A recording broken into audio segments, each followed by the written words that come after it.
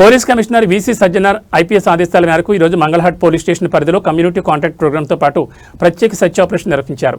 ఈ operation lower Dhoolpet, జంగూర్ బస్తీ, తక్రవాడి ప్రాంతాల్లో చేపట్టారు.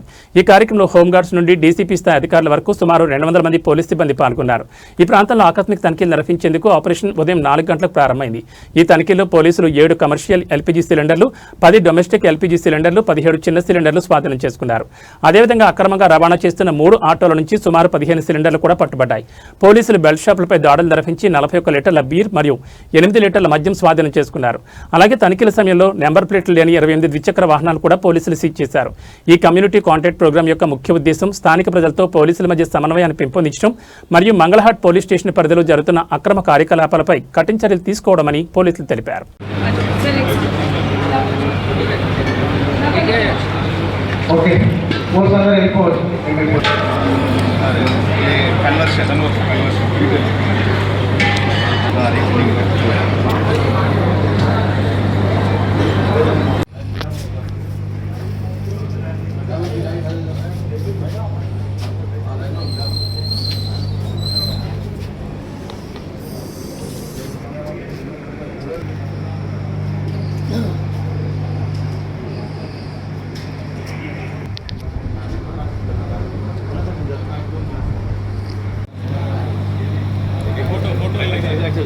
అదే మీడియా దగ్గరికి వచ్చి సెంటర్ పాయింట్ ఒకసారి మైకిల్ పెట్టి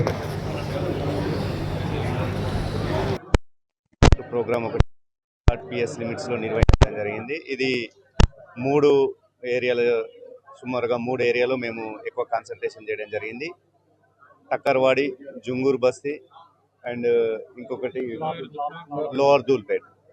సో ఇందులో మెయిన్గా మేము ఈ గాంజా, డ్రగ్స్ తర్వాత మిగతా వాటి మీద ఫోకస్ చేయడం జరిగింది.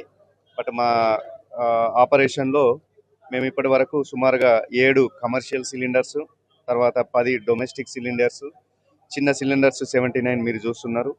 తర్వాత కొన్ని ఈ బెల్ట్ షాపుల మీద కూడా దాడి చేయడం జరిగింది. అందులో 41 లీటర్స్ బీరు, అదేవిధంగా ఆల్కహాల్ విస్కీ ఒక 8 లీటర్స్.